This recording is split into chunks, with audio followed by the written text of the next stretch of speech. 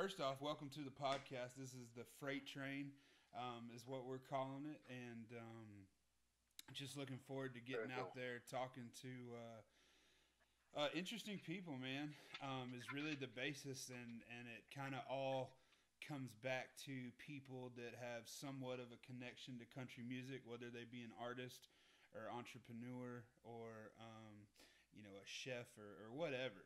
It's just kind of Nice. yeah. So that's about what it is. But I love the concept. yeah, man. It's crazy. Like I just recently got into podcast. Probably about a year ago, I guess. Like just listening myself, and Yeah. being in the country music world and booking and being on the business side of it, I started looking for podcasts that had something to do with country music or bluegrass or anything, and there's nothing. I mean, every once in a Right. while, like a country artist will go on somebody's podcast, but there's not a podcast that interviews country artists, and I just thought that was the craziest thing I'd ever heard of. So, Yeah, actually, now that you mention it, I can't recall ever coming across any at all. I mean, yeah, it's usually that type of thing is usually reserved for XM radio, which I don't even yeah, know if anybody's listening anymore. exactly, exactly. You know? I mean, the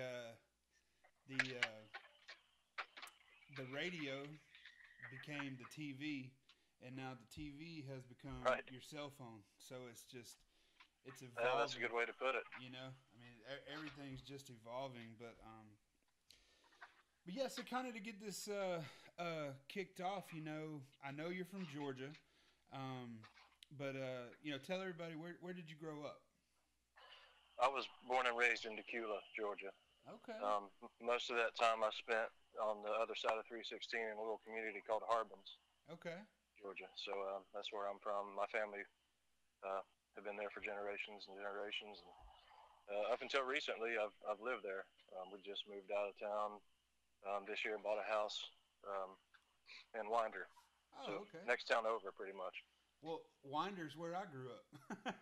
Yeah, yeah. So, okay, man. Well, that sounds awesome. Speaking of generations and generations, reading up, getting prepped for this interview, reading about I hope I'm pronouncing this right, but your great great grandfather Gid Tanner.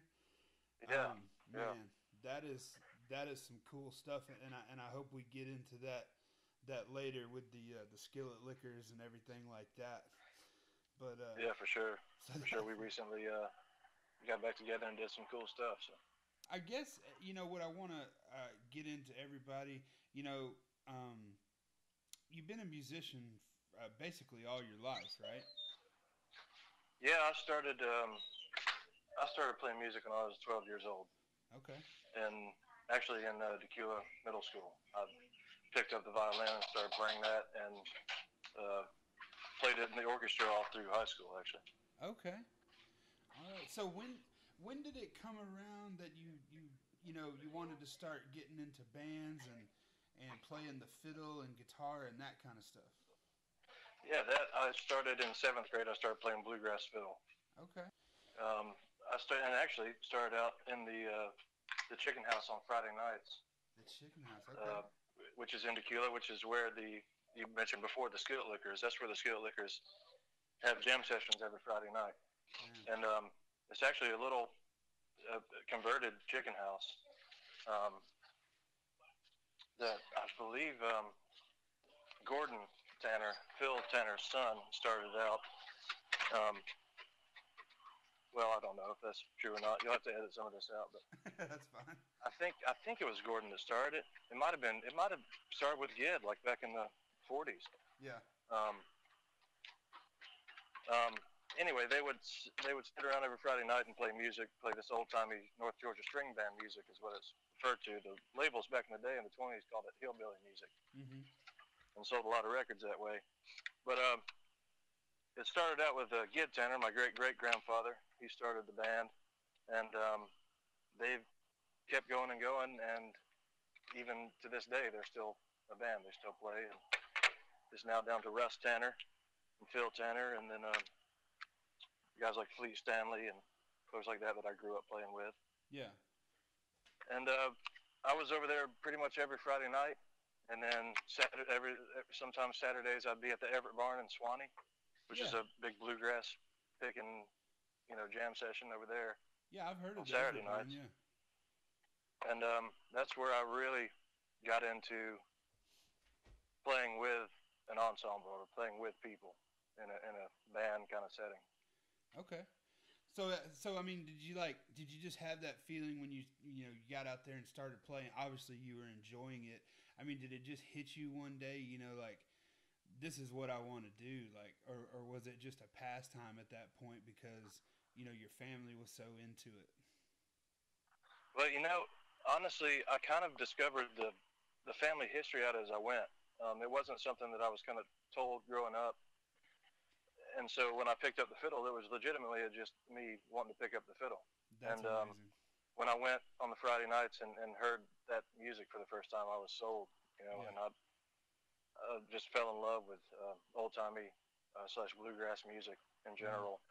It just does something to your soul, and it still does to me. Yeah. But there was that, and then honestly, when I decided to do this for a living, I was in early on in high school.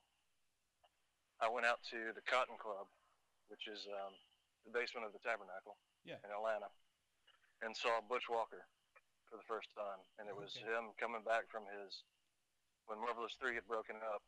Yeah. He came back with his first solo album, and played his first show at the Cotton Club in Atlanta. And man, it was the coolest thing I've ever seen. I don't even know if I've seen a better show since. To be honest with you, it was just so life-changing. I knew right then and there that that's what I was wanting to do for the rest of my life. And that's saying a lot, because I mean, you have been not only a part of, but two. I bet you can't even keep up with how many shows you've been to. So that's got to be saying a lot to it, have really stuck in your memory like that. Yeah, I've got shows that I think of as some of the best shows I've ever seen, and just recently.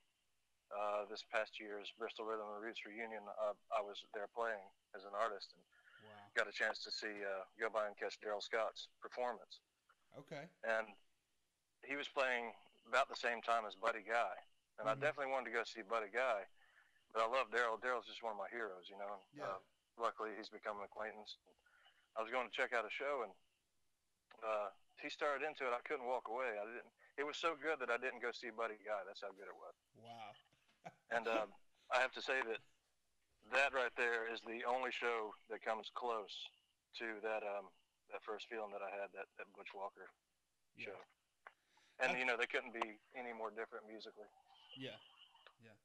And that's really cool about Daryl Scott, because as I was reading your bio on your website, there's a kind of a quote / conversation, I guess, with you and Zach Brown. And, it's talking about how, I guess, Zach asked you one day, and I'm paraphrasing here, but Zach asked you one day, do you want to be famous? Or I'll let you say it. Yeah, he basically asked, he said, do you want to be me or do you want to be Daryl Scott? Yeah. And I, without batting an eye, Daryl Scott all the way. I'd rather be a musician's musician. And honestly, seeing him, when he asked me that question, he was just starting out on his meteoric rise that he had, and is still and continues to have. Yeah.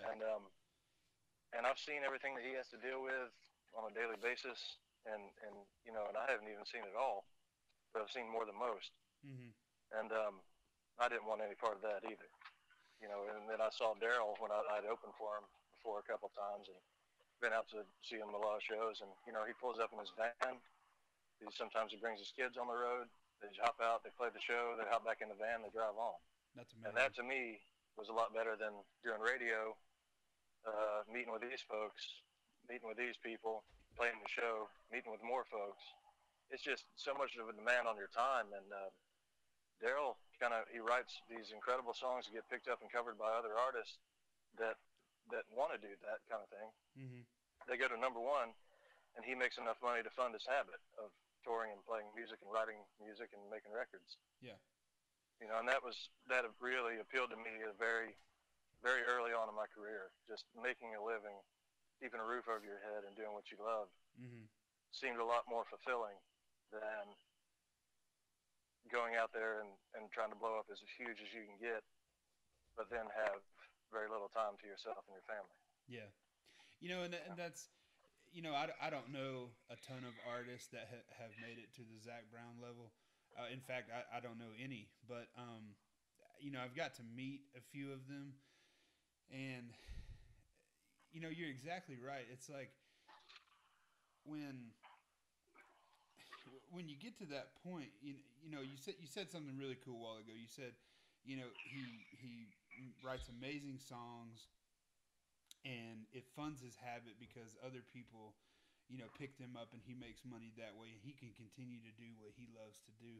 And at the end of the day, that's how musicians get started, or that's how anybody who's passionate about anything gets started.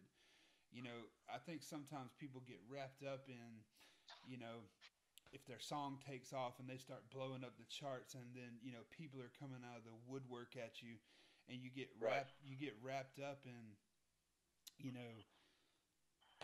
doing these radio tours and doing these huge shows and all this kind of stuff. And I've met some people that have kind of lost sight of what they started to do in the beginning, and then, they're a totally different person, and unfortunately most of them don't end up making it because they've sold out. They they're not doing what they started out doing that was making them popular in the first place. So yeah, and you can't really blame them.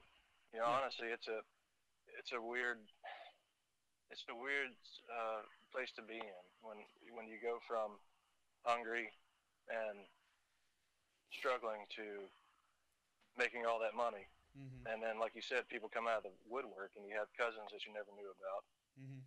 and family that you hadn't talked to in years, and you basically, I think that, I've seen it from several folks as well, and I think that they have to put up walls to a certain extent, Mm-hmm. and some people just aren't built for it, and whereas Zach is built for that. He's built for doing what he's doing. Mm-hmm. He's using his, fame and popularity to turn around and pour into everybody else. Yeah. And that's just, I think that he views it as his responsibility, Mm-hmm. and he always has. And that's a very noble thing. He can handle it. But like I said, I don't think I can. I don't think I could. Yeah. But I don't know of anybody that I've ever met or come across that hasn't been changed by success or money. Mm-hmm. I don't think it's possible to stay the way you were. You know what I mean? Oh yeah, I would totally agree with you. I mean, yeah, money changes people's lives, and they start doing things they normally wouldn't do, and Right. being able to live, a life that they've never experienced before, and then, yeah, I totally agree with you on that. So let's back up a little bit in case there are some people listening who might not exactly know your path. So we've been talking about Zach Brown for a little bit, and Yeah. So originally, well, let's go back to how you got started and how you eventually got to Zach Brown, because at one point you were a member of the Zach Brown band. So let's kind of start back from the beginning, and I think it all kind of. Well, actually, we'll have to edit that out because I'm actually not a member of the Zach Brown band. Oh, okay. And I wasn't, and I think that ended up in my bio from this guy that we had read the bio, and it's one of the things that I just let slip on accident. Uh huh. I just wasn't paying enough attention, and because somebody had just read my bio pretty much to introduce me. Yeah. On stage. This is like a couple of weeks ago, and he said former member, and after the show I asked him, I was like, "Where'd you get that?" He said, "Your website." I was like, "Son of a." So I got to change that. No, I was never in the band actually. Okay. So I got to get that. That's so funny because I was reading that too, and I was like, well, I thought I knew a lot about. I knew he was with them. Sorry about that. No worries, brother. We can edit it. But so you were. Let's start back from the beginning of when your career sort of started to take off. So when did you start playing in actual bands? I know we talked about the Chicken House and the Everett Barn, but when did you start your own band or how did that get started? About the time that I was telling you about going to see the Butch Walker show, around that time and early on in high school, I started playing with a band called Problem Thomas, is what we went by. Okay. It was some dear friends of mine, Nathan McGill, Daniel McGill, and John Dawes. And I was playing lead guitar and singing background vocals sometimes, and then helping out with the writing and production and arranging of songs and things like that. Mm-hmm. And that was more of like a power pop, punk kind of band, like indie rock kind of thing. Yeah. And basically what I started kind of feeling drawn more to my roots after years of doing that. And so I started doing some solo stuff and put together some bands just to play little one-off shows here and there of my material and record a couple of records, and ended up calling it, the Levi Lowrey and the Community House Band, in which I had Daniel, the drummer for Problem Thomas, and John, the bass player from Problem Thomas. They came and joined me for those kind of shows and stuff. Mm-hmm. And eventually, Nathan, the lead singer from Problem Thomas, kind of started moving in a different direction. He started moving more towards video production and direction. And I was left with my little side project. And so we started playing out more and gaining traction. And honestly, what happened for me was I was playing open mics almost every night. I was treating it like a job before I was making any money doing it. Okay. And I'd go and play these open mics, and then I'd become like a featured openmicatlanta.com artist or whatever every once in a while, and I'd get paying gigs from some of those open mics, and it just kind of snowballed from there. Mm-hmm.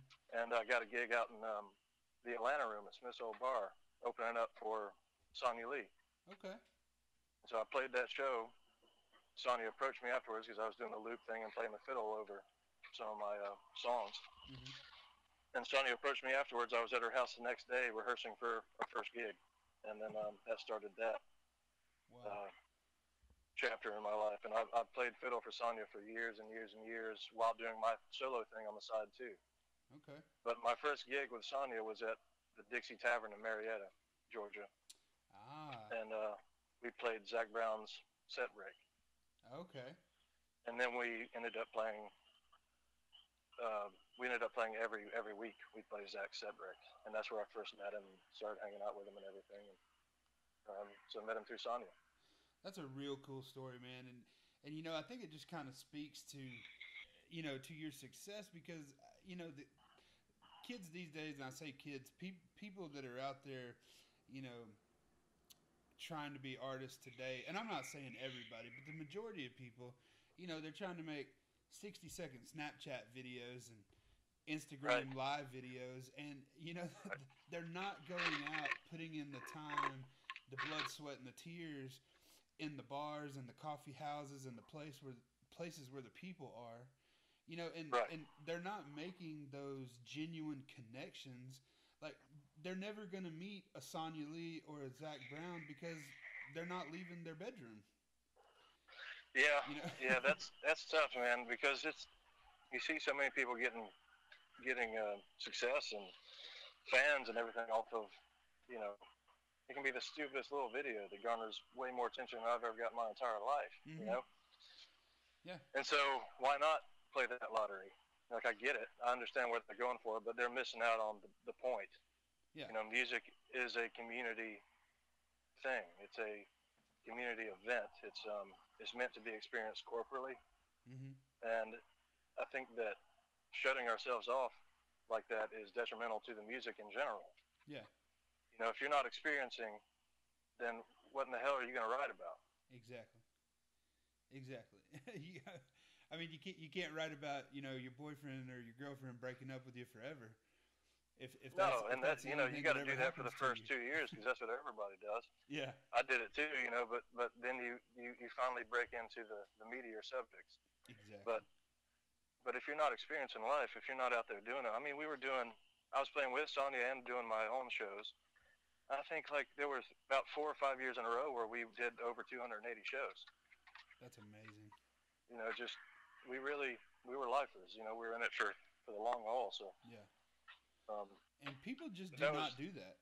I mean, they don't do that. That was what you did, though. You went out and you just busted your ass day in and day out, and you treat it like a job.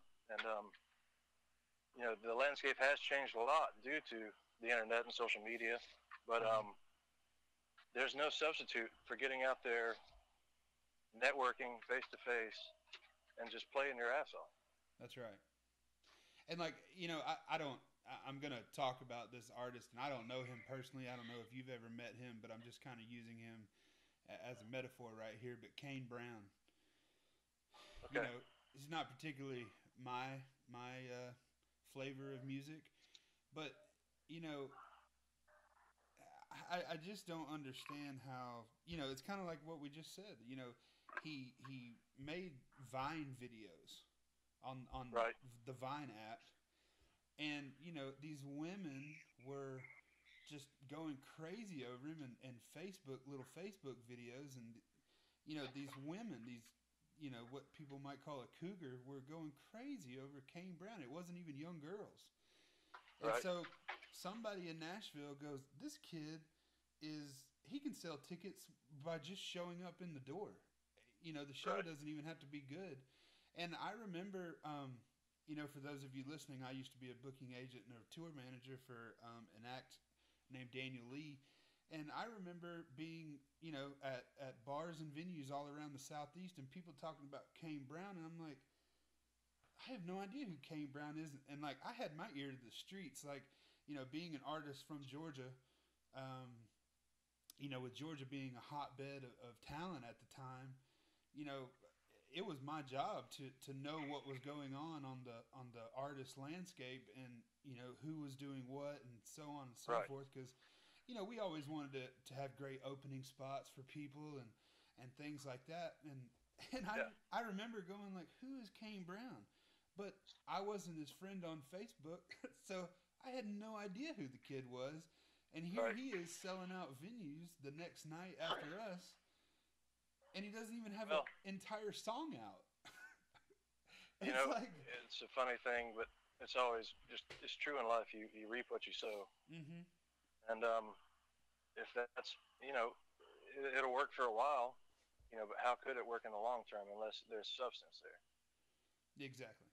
And if there's not substance, then people won't come back to the well. You know what I mean? Exactly. And just as a disclaimer, I am not a huge listener of Kane Brown's music, so I don't know if there's substance there or not. People out there, I don't. Well, I'll be honest with you. This is the first time I've ever heard of him. Okay. So yeah, I have no idea. But just based on what you told me, as far as folks like what we've been talking about in the past, the guys who get out there and really hit the ground and do it the quote unquote right way. I don't know if it's the right way, and maybe it's just the old school way, but folks and people like me that have been doing that for years, I have an extremely loyal group of fans that we're like family. Yeah. And so I can make a living just hitting the road playing at their houses every year. Yeah. Just doing private house concerts and stuff like that. And see, that's because we're invested in each other's lives. Exactly. You know what I mean? And 140 characters won't do that for you. Exactly. It will not. It will not. Going off on a tangent, did you know that they're leaving the 140 characters? It's going to be open-ended from now on. On Twitter? Yeah. I don't know when the change is happening, but they're making that change. So that's awful. Sorry about that tangent. Well, what it just makes it even. It's just going to be even more of a political shit show than it already is now. They'll be just like opening up Facebook every morning. Yeah, man, it's horrible. I don't even get on Facebook except to, promote whatever I'm doing at the time, which I don't even know if anybody pays attention to my promos anymore. So not unless you pay for them. Exactly. It's probably a lost cause. Yeah, you're exactly right. All right, so let's keep moving forward a little bit. So you started going out playing with Sonya Lee, and then you're doing your own thing on the side. So when did you start? When did things get serious? Like, and I say serious. Yeah. I know you were, obviously you were treating it like a job. But when did a record label come into form at that time, or what happened next? Right. Well, it's funny. We'll go back around full circle again. It was actually I got a chance to open for my hero, Daryl Scott, Wow.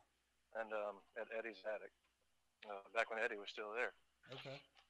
And Zach Brown came out to the show because he was a huge Daryl fan as well, still is. And um, he came out to the show to see Daryl, and I opened up the show, played my songs, and I played this one particular tune called Rosalie and Otis about my next door neighbors that I grew up um, about my neighbors that I grew up next door to. That they were basically like my grandparents, even though we weren't blood related. Okay. And I'm playing the song, and I look down in the middle of it, and Zach and his wife Shelly are sitting there crying at the table. And that turned into, after the show was over, he'd like to cut that song on a record, which turned into a publishing deal. And then that turned into a full-on, I want to start a label and sign you and Sonia and Nick Cowan to it, full-on record deal. Wow. So it was all from that one show, Obviously, the times I'd given Zach CDs of my material before, when I was playing the set breaks in Dixie with Sonia. Yeah. And he was honest with me. He said, "Man, I just never really listened. I'm sorry, and I didn't realize how good you were." And I'm not tooting my own horn here, but this is just what he said, and that led to the discussion of what I just talked about, the formation of the label and signing us all. Man, that's amazing. I mean, that's a crazy story. Like, to think that your song was one of the cornerstones of creating Zach Brown's Southern Ground record label is that's truly amazing, man. It was a dream come true for me, obviously, and just being signed, and then we were immediately put on the road with this national act on a national tour. Yeah. And toured with him for years. That's amazing, and that's when I first saw you for the first time. Was in Atlanta. Now the venue's escaping me. I'm sorry, but that's all right. Did you guys do the Tabernacle? Did we do the Tabernacle? I don't think we did, actually. I sound like a great podcast host. We did. No, you're good. We didn't do the Tabernacle. We did do the Fox Theater. Okay, that's where it had to be then. It was the benefit show for the Georgia Theater. Yes. When the theater burned. Yes, that was it. Yeah, they ended up. We filmed it live, and he put out a live DVD of it and everything. That was it. That's where I saw you. Yeah, Pass the Jar. Yeah, okay. Yeah. So that's where I saw you live for the first time. I had heard about you, through the channels, being connected with an artist in Georgia. And actually, the first show that we ever got to play in front of you, and people listening, when I say we, I'm referring to Daniel Lee, because that's who I was with for the longest time. But I got a call from Bradley Jordan at the Peachtree Tavern because we had been doing some shows down there. Oh, yeah. And we had gotten to open for Blackberry Smoke on New Year's. I don't remember if it was 2013 or 2014, but so we had opened for Blackberry Smoke at that point, and then probably a few months later, I got a call from Bradley, and he was like, "Hey, I got Levi Lowrey coming in. Do you think Daniel would open for him?" And I didn't even hesitate. I'm like, "We're there." Like, doesn't matter. We're there. And so that was the first time that we got to play with you. That was such a great show, man. I remember that.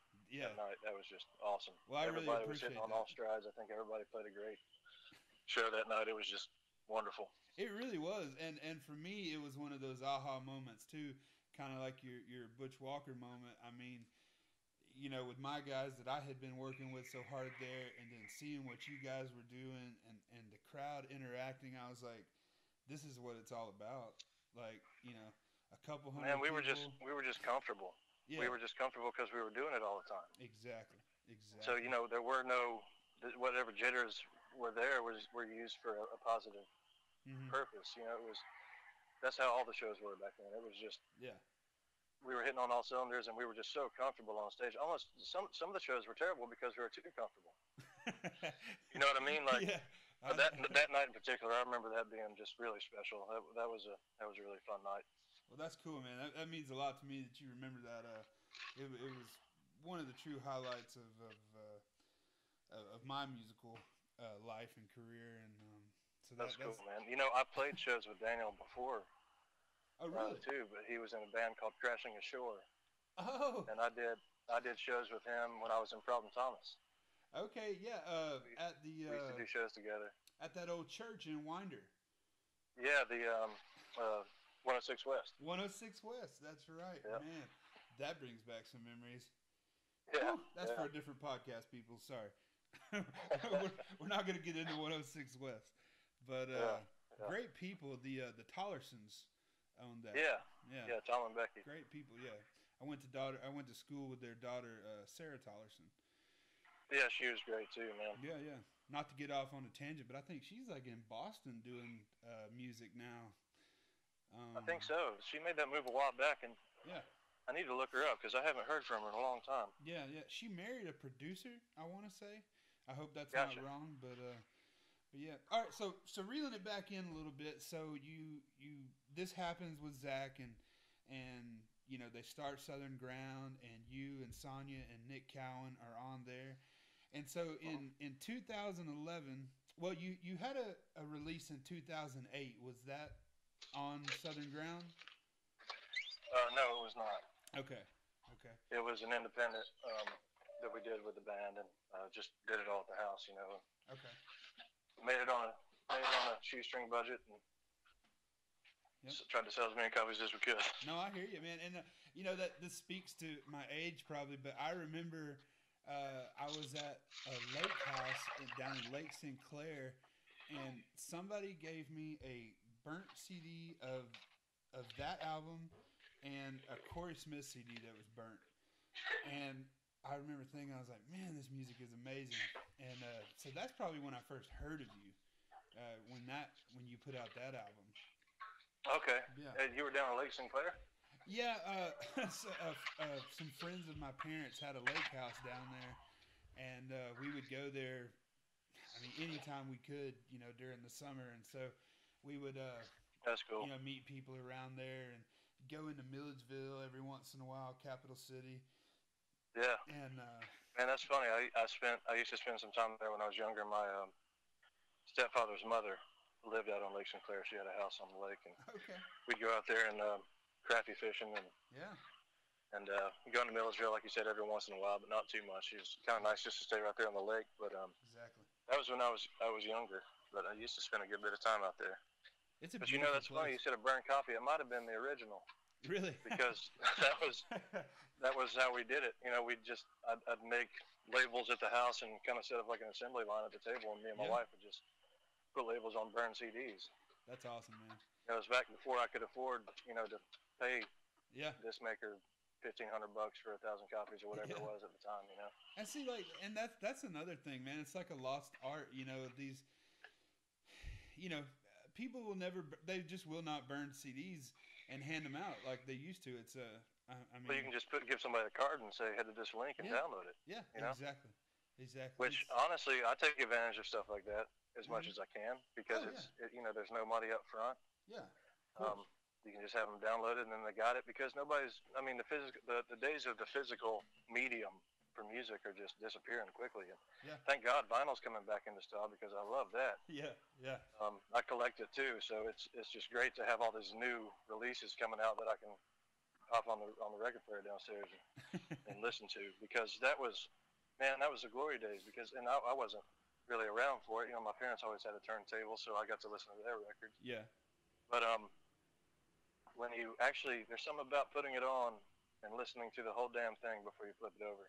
Dude, and it's the rest of the truly, side. Yeah, it's truly a different sound. You know what I mean? It's not now it's the instant gratification of just pressing play on an MP4 or MP3 or whatever. And you can skip back and forth. You can skip however you want to. I guess CDs were the same way, but maybe that's when it all started going downhill as far as people making albums. Yeah. Is concerned. But I've always tried to make a record, make an album that is cohesive from start to finish. Yeah. And that tells you a story, even in the track order, you know. Exactly. And I that's feel what like with the way things are going now, when it's just skip around, and I like that song. You can buy individual songs instead of buying a complete album. You know, it's kind of it's really cheapening the product in general. It is, and eventually people will quit making 10, 11 track albums. They're just going to put out one or two songs at a time and just churn them out. I mean, that's what it's going to, because they don't need to spend, you know, I'm just making up a number here, but they don't need to spend $30,000 or $40,000 on an album anymore. They can spend, you know, $5,000 on a great production of 2 songs, and put it out there and sell the shit out of those, and not have to worry about the pain of, you know, being in a studio for a week or 3 days or whatever it is, you know. Yeah, it's a shame, because I see the benefit of that. I get that. I mean, people used to put out singles all the time, but usually it was ahead of a record coming out. Yeah, exactly. But I do see that all the time now. I see people just putting out a single, and then you go look on the website, and it's like, well, there's nothing coming down the pipe. It's just they just wanted to put this song out. Mm-hmm. Which I get it, but it's amazing that you can actually chart on the radio and go, you know, up to the top 10 without a record. It is. It's just times have kind of changed a little, but it's truly amazing. But I don't know. I see the benefit of that. Like I said, especially monetarily, like you were bringing up, like you don't have to drop 30 or 40 grand on the record. You just drop, you know, 2 to 5 at a time, put out a single, and get paid back, and then you invest into your next one. Yeah. So that makes a lot of sense. But there's something to be said, like I said, from putting a record on from start to finish. It tells you a story that takes you somewhere else, that makes you sit down and listen, as opposed to 3-minute, 30-second instant gratification, then you move on to the next thing. Exactly. And with this being my first podcast episode, you know, I'm not trying to piss off potential listeners here, but you know, I want to take Luke Bryan for an example, because I've kind of been an advocate of what you just said for a long time. You know, I think, I'm not saying that Luke Bryan doesn't put out super poppy songs. He obviously does. But I think, you know, people get on this whole bro country thing, and, you know, they're saying, you know, everything's pop, it's not even country anymore. But I want to ask those people, have you ever listened to an entire Luke Bryan album? Because once you get past the singles that are on the radio, the dude plays country music. Yeah. I mean, you know, and I'm not saying I'm a super fan or anything like that, but I am a fan of the country music that Luke Bryan puts out. And I think that just goes to show you right there, you kind of hit the nail on the head. You know, people are judging artists by the singles that they're putting out, because they don't have to buy the entire record anymore to True. You know, and they think they know an artist, but they really don't. You know, back in the day. Yeah, man. I'll be honest. I was guilty of that because with Eric Church. Okay. I was extremely guilty of that at first. I just wasn't a big fan, just because it was, you know, it was country. It was what I was used to hearing. And then I finally sat down and listened to a record, and I was like, man, this guy's awesome. Yeah, yeah. Like I'm a big Eric Church fan now. I'm not, you know, obviously he's going to strike out on a few songs with me, but that's just me because of my personal taste. Yeah. But for the most part, the guy makes really good records. He makes good albums. You know what I mean? Well, and that's one of the I mean, there's tons of positive things about vinyl coming back into popularity, but that's one of the good things is that, you know, my son is 1.5. So when he gets older, you know, and hopefully vinyl is still, you know, going around when he gets interested in music and stuff. Yeah. You know, he will have probably will. It's on the rise. So. Yeah. I mean, he will have to put that record on and listen to it, you know, to hear the music. And it, you know, I mean, back when you hear, you know, older people talking about Led Zeppelin and Black Sabbath, you know, they didn't know that, you know, War Pigs was, you know, well, they might have known it was the 5th song on the album, but, you know, they had to listen to the other 3 songs to get to War Pigs. And Yeah. so, you know, Yeah. that's how they discovered music and made their tastes in music, because they Right. had to It was listen to it. contextualized. It was in. They listened to it in context. Exactly. And so Exactly. like the third song may set you up perfectly for the fourth, which is it's designed to do. You know, and so it puts you in a different headspace. That when you finally hear that, when you finally hear Warpix come in at track 5, it's like they've been leading into it this whole time. Yeah. I You know remember. what I mean? You've been set up emotionally for it. Exactly. I remember being at a venue one time and was talking to this girl, and it was before I met my beautiful, wonderful fiance. But I was trying to talk to this girl, and we were talking about the Pink Floyd album, The Wall. And I was like, yeah, it's a concept album. And this girl looks at me and goes, a concept album? And I was like, yeah, a concept album. You know, it tells a story. You know, it starts at one spot, and it you know, it tells a story throughout all the songs on the album. And she just could not wrap her head around what this was, that I was like, oh. I told her I had to go to the bathroom. There's and so many good ones too. I know, man. It's it's that one's crazy. One of my favorites. I think my favorite of all time though is White Mansions. White Mansions, man. Written by a guy named Paul Kennerly. Okay. Englishman. He's living in Nashville now, but he's a proper English gentleman. Very, very cool guy. I got to meet him and hang out, and had tea with him at his house, and then he took me into the living room and started pulling out these big photo albums and going through them, and it was all from the recording of that record. Wow. With Glenn Johns, you know, over in England. Yeah. And his pictures, you know, like never seen before. You know, people haven't seen these things before, like Waylon and Clapton hanging out in the studio, and Jesse Coulter, and wow. it was just amazing. Really cool experience. And that's one of my favorite records of all time. I can imagine, man. I'm definitely gonna have to look that up now. I've had a signed copy of it hanging on my wall for years now. Wherever we end up moving, it comes. It's one of the first things that comes into the new house. That's so cool. That's so cool. So coming back now, okay, you had a self-release in 2008, and in 2011, I Confess I Was a Fool came out, and that was on Southern Ground, right? It was. That was my first release with them. Okay, cool. And I mean, you know, I don't want to put words in your mouth, but I mean, I would think that's when things really started to take off for you with that album, right? I mean, I know I thought it was an amazing album. I toured for a while. We were on the road. Actually, we recorded some stuff. Like we did the drums and bass pretty much in Atlanta before we hit out on the road. Okay. And once we were on the road, we didn't really have a whole lot of time to record that record. And so we would be standing up couches and trying to make makeshift vocal booths and dressing rooms and stuff like that, just tracking while we were on the road with Clay Cook and John Hopkins. Yeah. And that was just, it wasn't working out. We just couldn't get enough done. But during that whole time I was touring, you know, touring like arenas and stuff with Zach. Man. And that's when it really started blowing up. And I was selling a little compilation disc that I put together that had some of the songs from I Felt the Devil's Hand, which is what you were referring to, the 2008 record, and then some acoustic demos were on there as well. And I started selling, and we were selling them really, really quickly. So that's when it really started blowing up. And so by the time we released it, it ended up being a good thing. It was delayed because I had, you know, a handful of really loyal folks in every market in the States ready for that record when it came out. Yeah. So once it came out, I mean, I thought it was just, you know, this is the most amazing thing. You're finally seeing what you've invested all this time into and all this work into. Blood, sweat, and tears is finally paying off. You know? Yeah.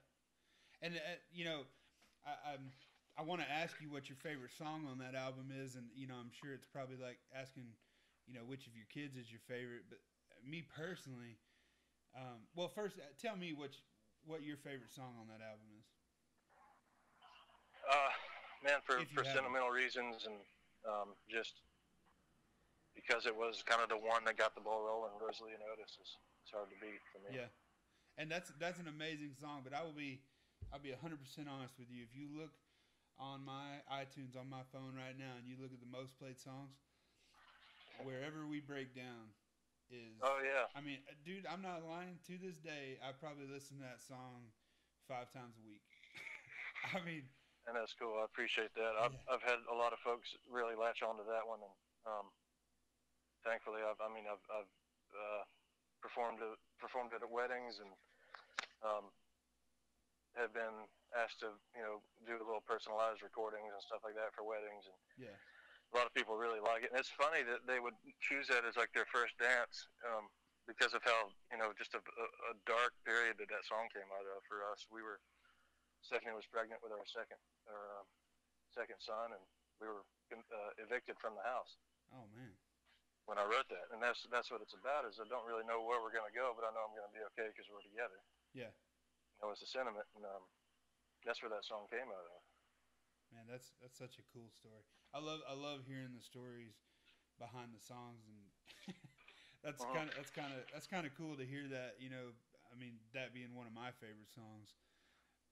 Yeah, it was a very hopeful song for the time that we were going through, for sure. But I think I was trying to talk myself or encourage myself a little bit, Yeah.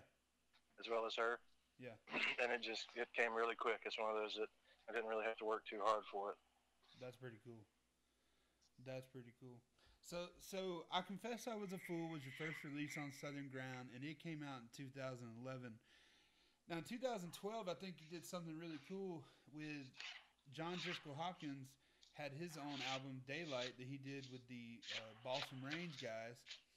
And you did some writing, and I think you even sang on a couple tracks, right? Yeah, I sang on the one that I helped write. Okay. I think it's the one I helped write. That's an amazing. Yeah, it was. I know Nashville writer Bruce Birch used to put on I don't remember what it was called now, but he used to put on a festival there in Gainesville, and I remember John Driscoll Hopkins came out and headlined it one year. Yeah, which John's a Gainesville boy. He was born and raised there. Exactly. And I remember buying the album that night and seeing your name on it, and I was like, "Geez, this guy is everywhere." And yeah, within a small group, I'm all over it. So he's John. Well, I actually remember recording that. The fiddle and my vocal recorded it on the bus, on the band's bus. We were on the road. That's amazing. And so you recorded went to the that back lounge and turned off all the generators and told everybody to stay quiet and recorded that. That's so funny. Telling everybody to stay quiet. I made I didn't make, but I nicely asked my fiance to take my son over to my sister's house so we could record this podcast in quiet. Oh, nice. Yeah. That's hard, man. I've got a studio at the house too, and I'm sure we'll get into it. But I've done the last 2 records here at the house, and well, not here at this house, and other houses that I've lived in. Yeah. And that's a tough thing because usually I'm downstairs, which means directly above me are a lot of footsteps. Mm-hmm.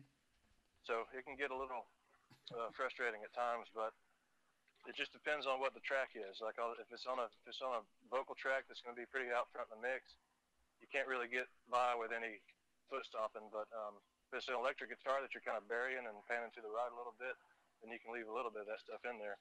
Yeah. Yeah. Stuff like this, you can't have any noise, right? Yeah, not a lot. You don't want a lot, that's for sure. Kind of because it just really resonates and bounces off everything. So. Right. Yeah, but these condenser mics are crazy. I mean it really cancels out a lot more than. Sir. What are you using? Well, right now to get started, I got some Audio Technica mics. Yeah, but they're doing great, for what I'm doing. Yeah, they make some good stuff. Yeah, but it's I'm telling you, man, this little podcast setup's really neat, really mobile. I have a Tascam DR40 4-track recorder, a little handheld field recorder, and I got 2 mics with table stands, and so. Oh, that's perfect. You can take that anywhere. Exactly. Yeah, and it's fits all right in your backpack, and you just hit the road. Nice. But that's awesome. I got a little Zoom H4.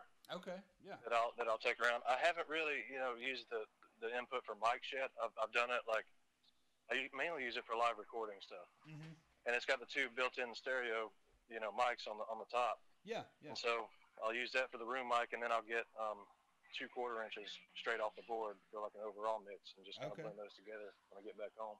Yeah. See, that's amazing. Technology that's been awesome. Crazy. Yeah. Because you just never know. Like I've been, especially on the road with those guys, like there'd just be a time where, I don't know, you just never know when something's going to pop up where it's like, it'd be really cool if I had that recorded. Yeah. And I got so tired of asking myself, or saying that to myself, that I finally just left myself with no excuse and went out and bought one of those Zooms, and now I'm constantly prepared to just roll if anything cool is happening. I mean, because there is nothing better than, when something just kind of organically happens at a show, and you didn't have the chance to record it, but then technology like this comes along, and you can capture that moment. Because it's a one of a kind type thing. It's right, and it's cool. Like I want a catalog or archive of stuff that my kids can stumble upon one of these days when I'm gone. Exactly. So going back a little bit again, kind of a good segue into, you said you did your next 2 albums there at your home studio. So in 2015, you actually put out 2 different albums. One was self-titled Levi Lowrey, and the second one was called My Crazy Head. Yeah, that's the time's off a little bit on that. That one, for some reason, the self-titled, when I re-uploaded everything to TuneCore, it ended up because it was we put it back up in 2015. Okay. It ended up putting the date on it as 2015, but that's not when it was released. It was actually released 2012 or 13. I guess 13. Again, that's funny because I was telling Erica's my fiance, and I was sitting there and I was going, I owned that CD, and I don't remember waiting until 2015 for that CD. But I think it was 2 years before we did the next one with Zach. Just because, like I said, we were just always on the road. Yeah. But when we finally blocked off a week and a half, I think, and we slept at the Comfort Inn in Nashville and Demumbrian, back when we could afford it, before it's, I don't know if you've seen it recently, but man, Nashville's changed a lot. Yeah. But even just in that short amount of time. But we stayed there at the Comfort Inn, and we're in the studio every morning at sun up. Stayed till usually about anywhere between 1 a.m. 2 a.m. Wow. And tracked every day. I mean, it was awesome. A lot of fun. I bet, man. Okay, so that album came out about 2013, and then My Crazy Head did come out in 2015. It did, yes. And that was an independent release? It was, okay. Yeah. That was the first. See, the label, basically what ended up happening was shortly after I recorded and released the self-titled record, the label folded. Mm-hmm. And when the label folded, we didn't really know what we were going to do. It was kind of another just stressful situation. We just didn't know how things were going to pan out or what we were going to do. So we ended up moving into a basement that we were renting. Mm-hmm. And I actually was just so, because of the way things kind of went, I can't get into too much detail at all, but yeah, I did not love music anymore. Honestly, it was more of a job than anything else to me, and I wasn't enjoying myself at all. And I went back to framing houses. I went back to swinging a hammer, which is what I did before I started music full time. I was framing houses. Wow. And so I went back and did that for about 6 months, I guess.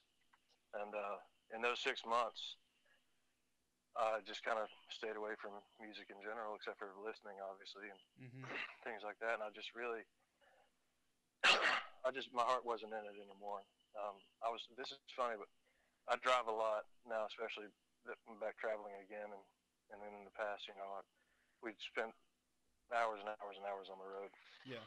And I'll set up my phone and watch TV shows while I'm driving. Well, I don't really watch them. I more listen to them, Yeah, and you can glance down every once in a while, but that's when I get in my TV time as far as like binge watching shows. Yeah. It's usually like I can watch what we were at, most recent one that I can think of. We were in We spent the night at the Tappan Zee Bridge, pretty much right there at the Tappan Zee Bridge in New York. Wow. And on the way home, we just did that drive the next morning and drove all the way back to Georgia. And I watched Stranger Things. Just watched the entire series in that one day's drive. Yeah. So I do stuff like that. But anyway, on the way to and from working on this house we were working on, I was watching Shark Tank a lot. I don't know. I don't know why I got into it. Some of the ideas were really cool, and I love that show. Just the entrepreneurial spirit in general is just really attractive, I guess. And I was swinging a hammer one day, and it hit me like a fan-funded record label. Yeah. So you let them fund the album, and then you give them profits. After you share the profits. Wow. And I told my boss a couple days later. I said I'm going to be stepping away. I'm going back to music full time. And finished up my obligation there. Went to my basement and started working on that record, and got it done pretty damn quickly.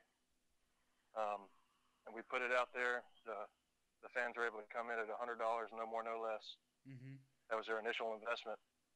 And then once the record came out, they sold the record. They each had an individual, unique link that they could send to people for downloads. Okay. And if somebody clicked on their link, purchased the record, we could tell who it came from. Wow. Which investor. And so did you create this? Well, I worked with a company named Loud to make it happen.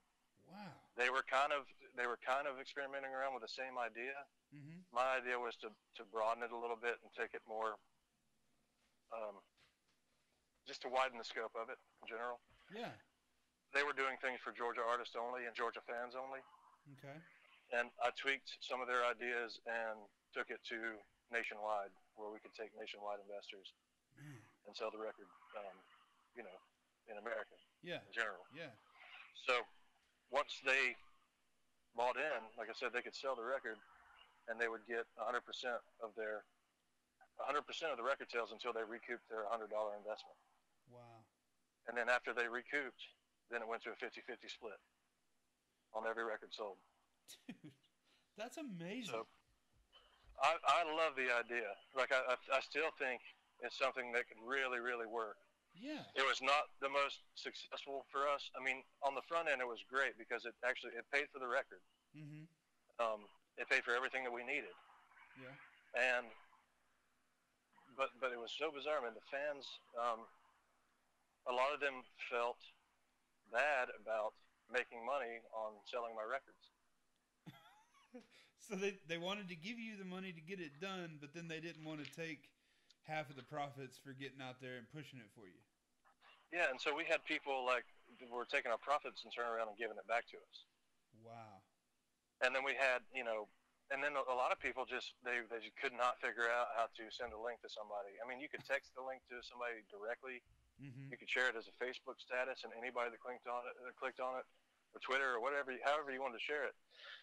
But it was like a really big disconnect. And I think, I'm not, and I think a lot of them will tell you this straight up. I'm not trying to throw stones at any of my fans, but I think a lot of it had to do with the age too. Really? It's just a different, they didn't really understand it almost. Yeah. If that makes sense. My mom still calls me all the time, asking how to forward emails and, click on certain things on YouTube. And I'm like, you just said it. Click on things on YouTube. Just click on it. It's weird because we ended up having to write up like this step by step, like we're holding your hand through this process kind of guide on how you can sell the record. Wow. But it was a really great concept. Unfortunately, Loud, they're kind of gone now. They went out of business. If they had, basically their words to me were that if they had a lot of folks that had the success that we had doing it, then they could have stayed open and done it. Yeah. But it just wasn't as successful for a lot of other folks that tried it right after us. Yeah. we That's being a the first shame. ones really ironed out a lot of the issues, Mm-hmm. and it was a big experiment for me and the fans. So I got to commend them for taking that step with us. But I really still believe in that model. I think it could work, and I have not ruled out trying to go back and rehash out some of the details and try it again. Yeah, But man. we ended up on Fox and Friends for Okay. that. Yeah. Did a morning interview, played a song, that kind of thing, and it got some big attention for us. Wow. That's really cool, Levi. I mean, that concept is man, it's got my wheels turning. Yeah, yeah. That's really cool, actually. Well, I thought it would accomplish a lot of things. First of all, the fans are the ones that are doing the most work for you anyway Mm-hmm. these days. They really are. Because honestly, labels, management, I mean, there's not a whole lot of folks that really work anymore for their Mm-hmm. money. Yeah. And I mean, that's just the God's honest truth. Mm-hmm.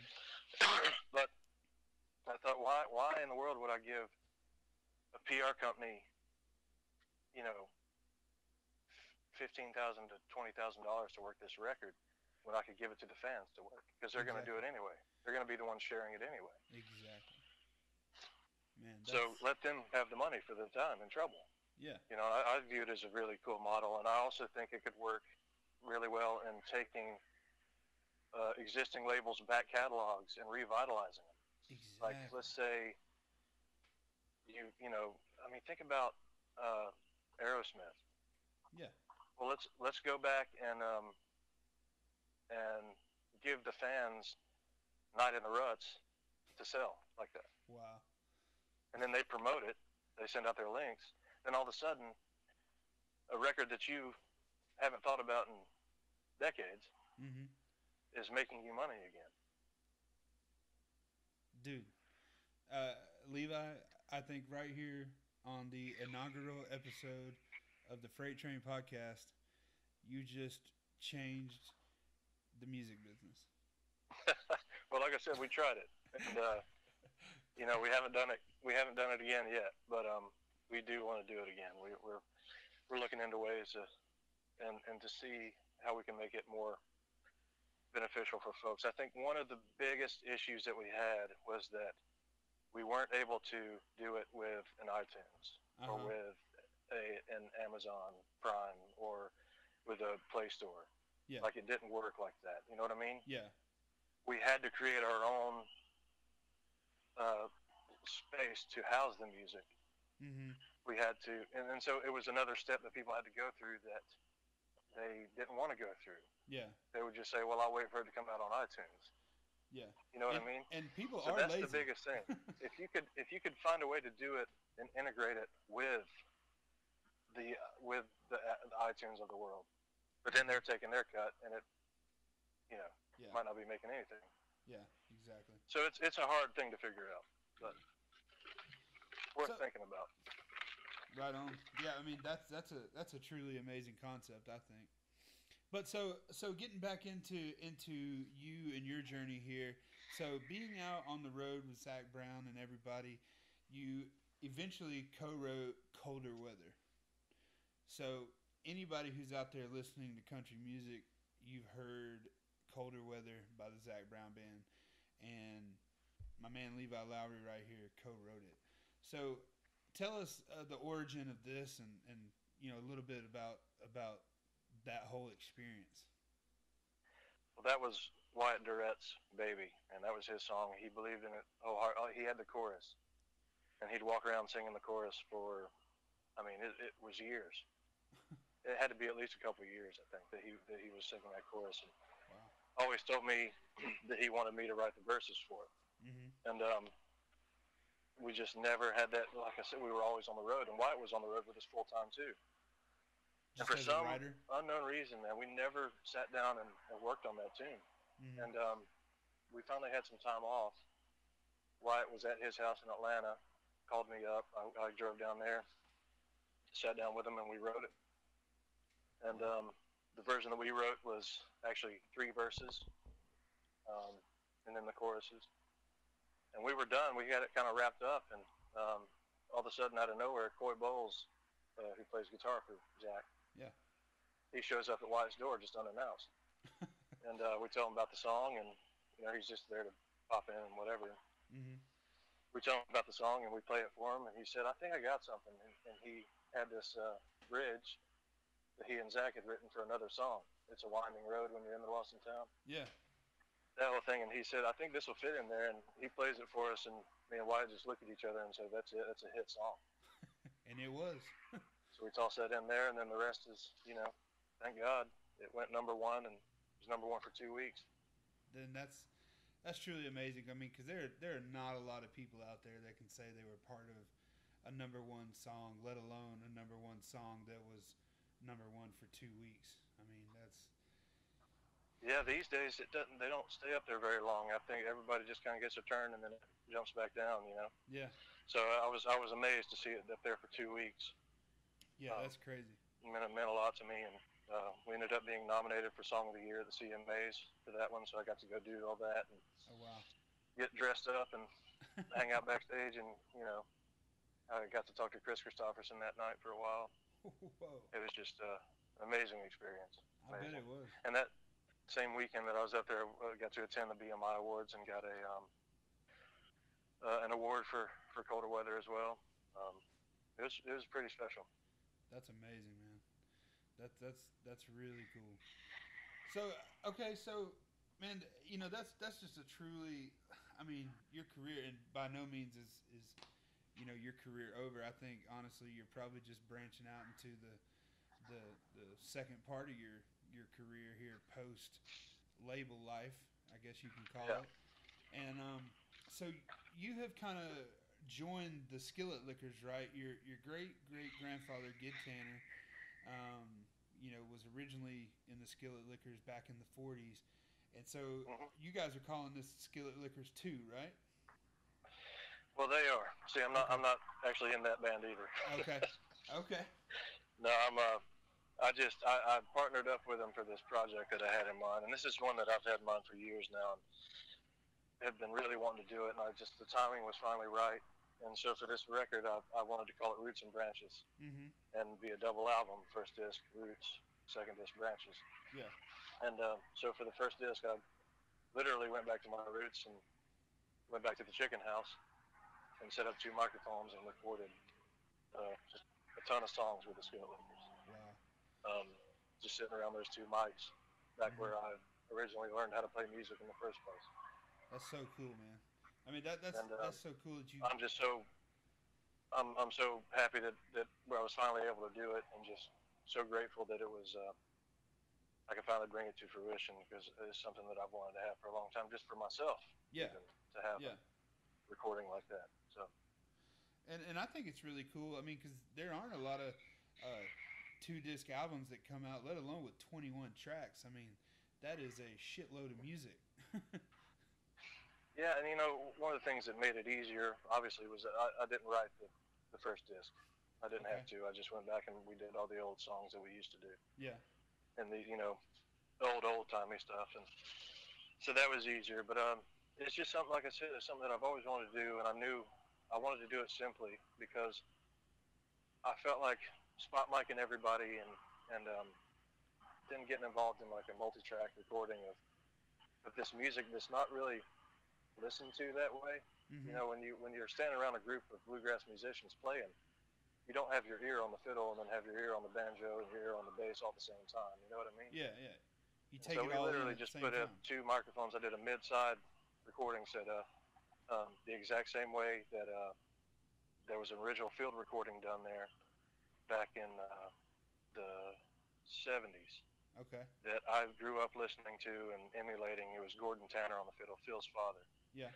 And I grew up listening to that tape over and over and over again, and just trying to copy Gordon as best I could. He was still one of my favorite fiddle players, probably my favorite fiddle player in the world. But he, I